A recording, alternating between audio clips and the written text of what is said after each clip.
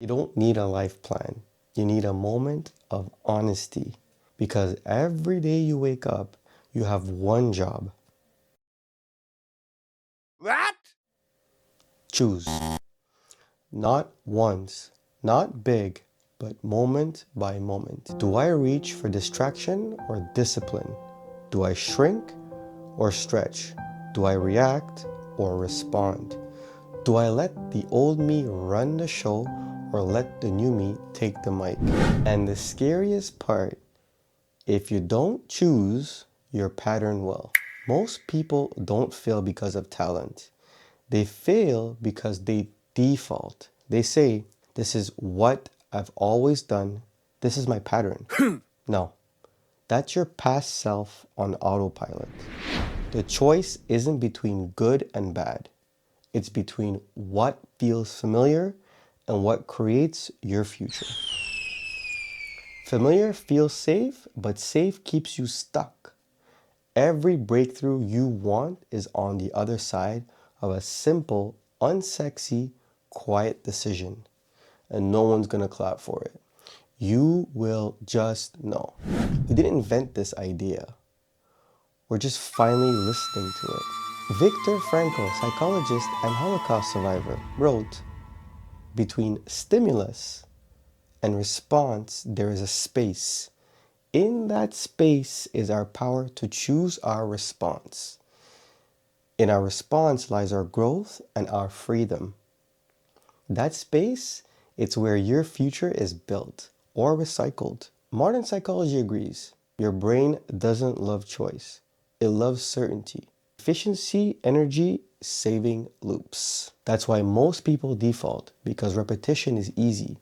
Identity takes effort. Daniel Kahneman called it systems one thinking, fast, emotional, automatic, great for survival, terrible for self-mastery. Awareness is not enough. You have to interrupt the loop and insert a better choice. That's how you stop being the echo of your past and start becoming a cause in your own future. Here's the truth.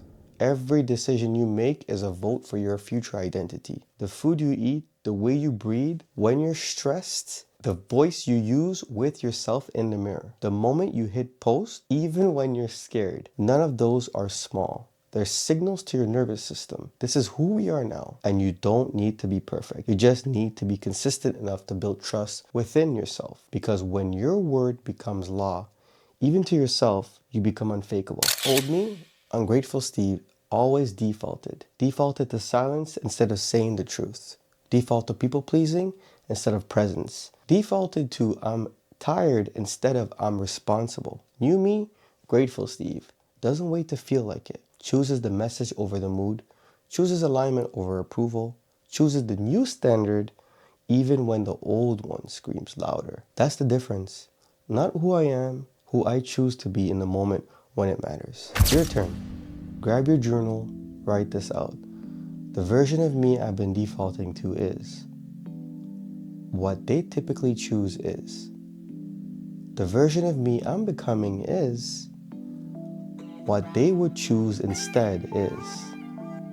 This is how you train identity with decision, not with vibes. With votes for your next self. Monk mode day 9. Woke up late. First impulse, scroll. Ungrateful Steve was whispering, "Hey, skip today. Nobody will notice."